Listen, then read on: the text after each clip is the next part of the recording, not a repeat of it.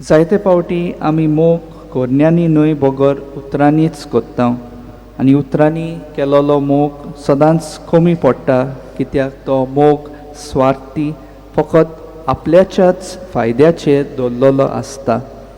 नीज मोगाचो एक व्हड गूण जावन आसा दुसऱ्याचे वो पेल्याचे बरेपण, ताचो हुस्को, ताचे आवंडे, ताचे संस्कार, तत्वां आनी सुपूर्ण जिवीत तो मेल्या उपरांत शार्ती पावंक आनी हे पोरी ताचो उगडास जिवीत जिवें दवरून ताच्यो इच्छा पुऱ्यो करूंक आनी साक्षी दिवंक.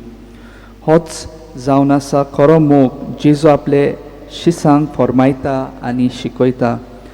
मोगा खातीर उणेपण, दुमाळो आनी पिडापीड सोसूंक आनी गरज पडल्यार जीव पर्यान दिवन मरूंक तयार रावता तसल्या मोगा परस आनी व्हड मोग ना.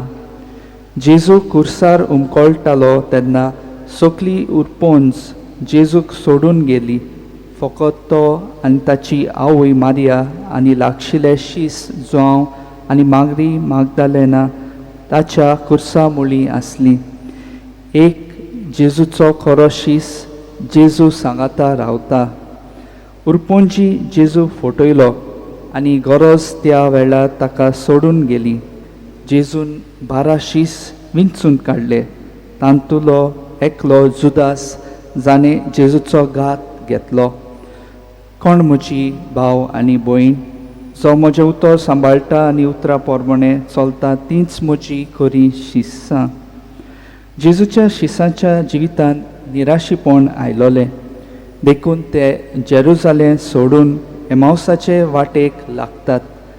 जायते फावटी आमच्या जिवितांत जेरुजालेम उप्रासता आनी तेन्ना सगळें सोडून आमी त्या शिसां भाशेन इमावसाची वाट दोत्ता.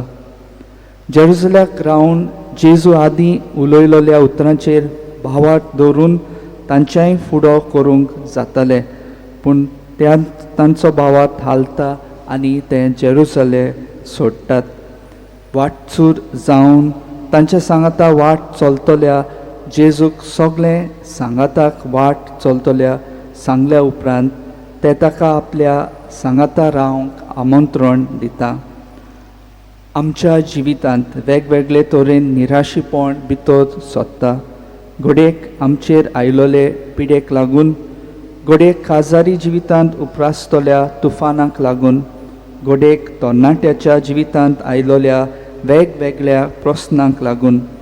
असल्या वेळार आमकां कांयच बरेंपण दिसना.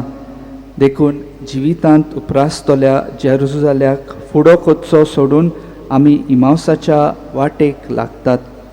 जिवितांत निराशीपण येता तेन्ना जेजूक आमंत्रण दिवया. तो आमकां ताची वळख दिवन आमचो बरवसो जिवो कोत्तलो. ह्याच भावार्थान वाट चलुया आनी जेजू सांगाताक सगळ्या कोश्टां आडकोळींक फुडो करुया.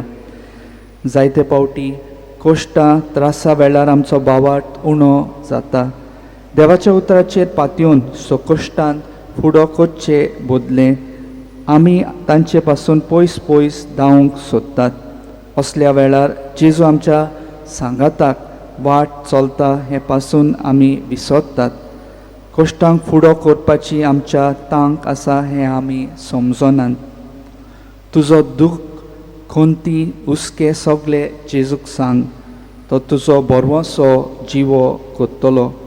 ताचेर नदर मारून ताच्या उतरांचेर पातयेवन तुजी फुडलीं पावलां मार. तुजे काळोखी वाटेर ताचो उजवाड फांगतलो.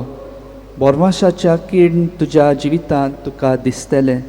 हें सगळें घडटलें जेन्ना तूं जेजूक तुज्या जिवितांत आमंत्रण दितलो.